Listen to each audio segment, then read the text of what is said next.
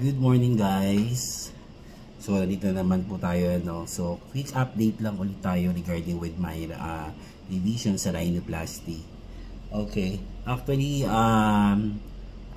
last January ako nagpa-revise Actually from Gore-Tex tapos na infect. Tapos yun nagpakabit naman ako ng silicone. So ngayon is 9 months going to 10 months na simula ng kinabitan ako ng silicone. So yun guys, so far okay naman siya mas lumipis na siya ngayon kumpara before. Kung napapansin niyo yung mga last vlog ko medyo malaki siya dito. Pero ito na siya. Yung front view ko naman so far, happy naman ako. Ayan. So talagang lumipis siya. Papansin niyo guys. Lumipis siya, So sabi ng doktor ko, mas ninipis pa 'yan. Ayan. Ayan. So sana magtuloy-tuloy at mas gumanda pa. Pero ngayon kasi kasi ako makiloid kasi ako, so napansin ko lang talaga ito na siguro after may revision, siguro after mga 3 months, kasi syempre nasa healing period pa ako nung time na yun. Meron siyang may keloid kasi ako, pero nagbanggit na ako kay Dr. Kai na magpapalagay ako na mapa-inject ako ng steroid. Kapansin niya yan, di sa kabila. Tapos bakit pa yung dating ko, yung bakat pa siya yung time na in-open rhino ako. So, open rhino meaning binuksan yung ilong ko.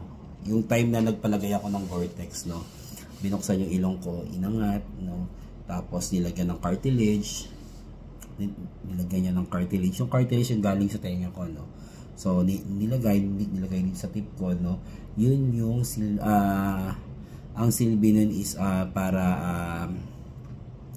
siya, tawag dito, pang takip dun sa Gore-Tex para hindi rin siya, kasi parang medyo matulis kasi yun I mean, paano siya, unlike ng silicone yung para pa letter L, ito kasi straight lang, Tapos the same time, ito yung nagpapa-enhance ng tip. Yan yung yung cartilage. So yung na-infect siya at ni-remove nun, hindi na siya tinanggal. Hindi na tinanggal yung cartilage na yung time na yun. Yung time na nagpatanggal ako. So, yung ni-remove yung sorry magulo, malikot.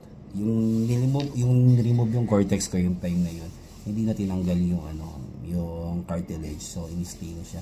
Medyo mataas pa rin siya kasi wala nang siyang bridge yung time na yun. So, ako, okay pa naman. Wala naman akong plano magpakabit ulit. Pero actually talaga, pinakapangarap ko talaga is yung matangos talaga. Actually, matangos naman siya. Matangos talaga siya. Marami nagaganda. Marami akong positive comment, sa mga tao sa paligid ko. So, yun lang naman.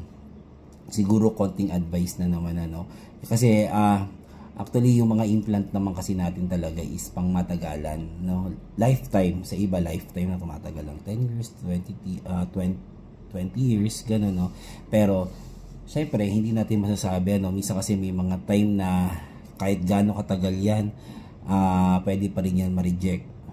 May nakita nga ako sa isang Facebook group na after 20 years saka lang na-reject. I mean, after 20 years saka na-reject ng katawan niya. Talagang butas talaga dito.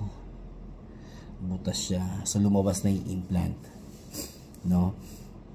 So, yun ang mahirap. Kasi, hindi porket magaling na or what, matagal na, hindi mo kailangan mag-ingat. Siyempre, mag-ingat ka pa rin talaga. Kasi, siyempre, hindi naman talaga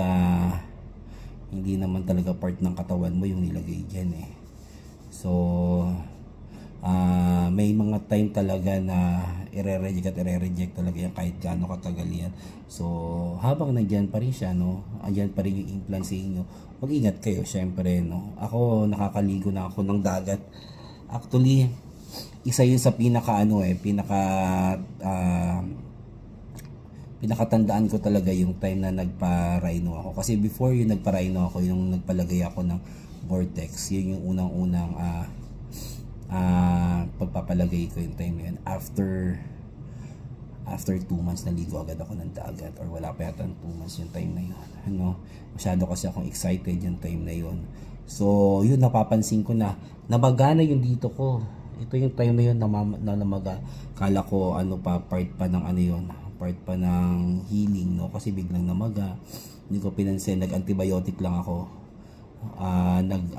Self-medication ako time na yan.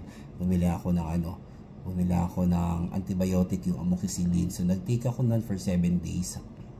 Nawala siya, no? Pero ang laki ng ilong ko. Napapansin ko na yung time na yun. Yung time na after mamaga, ang laki talaga. Ibang itsura. Ibang itsura ng ilong ko nun. Kahit nawala yung pamamaga yung time na yun. Tapos, syempre, yun, nasa traveling tour kasi ako before So, may mga events, ganun, dagat, no? So, naliligo ako. Napapansin ko noon before na parang akala ko, sorry sa kumakain na, akala ko meron akong dumi talaga sa ilong. Parang hindi nawawala yung dumi. Kada sundot ko ng cotton buds, talagang sabi, okay. Parang feeling ko yung time na baka siguro dahil sa sinisip ko ng Corwan. May mga time talaga yun na na akala ko sinisipon ako, tuloy-tuloy. May parang sipon, no, na tuloy-tuloy siya. So ako, akala ko normal lang, akala ko may sipon lang ako. Siguro pinupunasan ko lang siya ng tissue. Siguro isa rin yun sa na talagang na-irita talaga siya ng husto. Hanggang sa pag sundot ko yung ilong ko, meron ng dugo. So hindi ko siya pinansin. Tuloy pa rin ako. Inom, gano'n. Nakakalangap ako ng usok ng sigarilyo. So yun, yun yung time na binaliwala ako siya. Hanggang sa lumabas na yung may lumabas na nabukol na mali. Hindi ko siya pinansin, no? Nililinisan ko pa rin siya araw-araw hanggang sa sugat na. Hindi na talaga, parang sabi ko, wala na to Pag sinusundot ko, puro may nana. So yun, hanggang sa lumaki. Pag ang ginagawa ko, pinuputok ko para numipis, as in yung kalahati ng ilong ko sarado na yung time na yun. Yun, so nagpa-consult agad ako. Yung time na yun, nagpa-consult ako kay Dr. Kalayan. Tinanggal naman niya after consultation. Binigyan niya ako ng schedule. Tapos ni-remove niya. Then after removal, matangos pa rin ang ilong ko, no? Kaso nga lang, wala siyang breach yung time na yun. So, medyo pricey si Kalayan, no? Kaya naganap ako ng ibang medyo maganda-gandang doktor. Si Dr. Kai, located sa may marapit sa Robinson, Manila. Doon ako sa kanya nag-inquire. Pero before, nag-inquire na rin ako sa kanya, hindi lang kami nagkatuluyan, no? Medyo mura-mura siya yung time na yun, no? Nagpo-promo pa nga siya for 25,000 silicone implant, no, for virgin nose, no, 20 to 25,000 yata. Tapos meron siyang Gore-Tex yata na 30 to 35,000 before. Kung ako nagkakamali, yun parang nagpa-promo siya minsan lang. Pero ngayon, nakita ko sa page niya siya, may promo ulit siya ngayon, no. Ayan, so far okay naman. Ang pinakabait ko pala kay Dr. Kai is yung Elsa implant. So dalawang klase yata o tatlo. Parang yung isa is yung Barbie, triple Barbie. Yung una tatlo. Parang may regular implant siya na silicone, tapos triple Barbie, medyo mataas konti. Then yung kinuha ko is yung Elsa, yung pinakamataas. Yan. So yun ang kinabit niya kasi binanggit naman niya sa akin na less rejection, no, saka hindi gagalaw, gawa nga yung korte ng implant niya is talagang aakma dun sa pinakabuto ng ilong mo. So yun ang nai-recommend niya sa akin. Medyo pricey konti, no, parang ang binayaran ko sa kanya yata is almost 90,000 yung time na yun.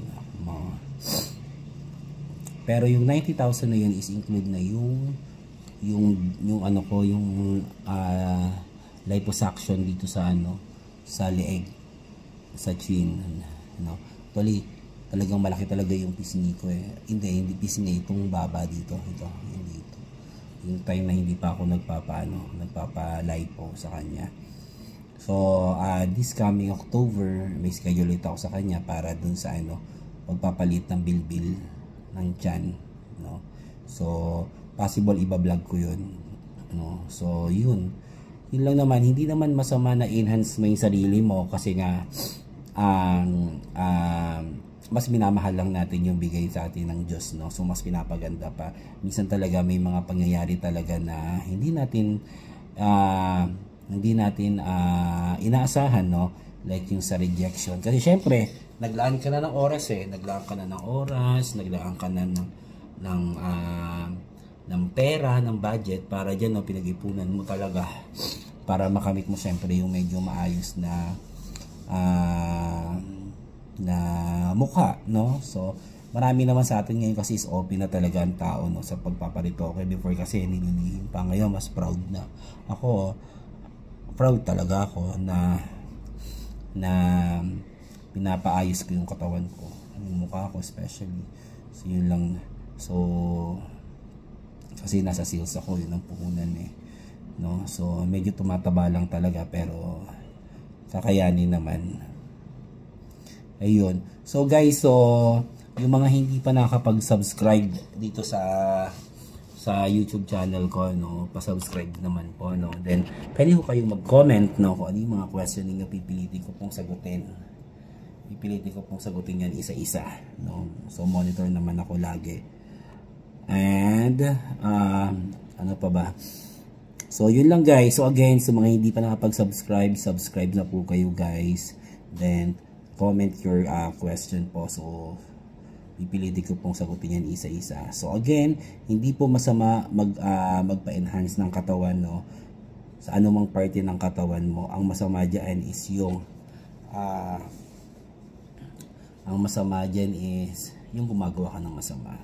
Siyempre, sa kapwa mo, sarili mo lang yan. So hindi talaga may iwasan yung mga basher, napakaraming basher, pero syempre hayaan lang natin sila, karapatan nila yan bilang isang mamamayang Pilipino. Ayun guys, so see you next video, no. So yun, lagi naman ako nag-update. So again guys, so this is my 10th month post-op, no. So simula nang nagpa-revise ako. So far okay naman, maganda naman ang aking maganda naman yung resulta. So habang tumatagal, lumiliit siya, naminipis. Ayan. So yung gusto mag-inquire o gusto malaman yung page ni Dr. Kai, ilalagay ko na lang dun sa comment section, guys. So pwede kayo mag-inquire sa kanya. Napakabait na doctor. Okay guys, thank you very much.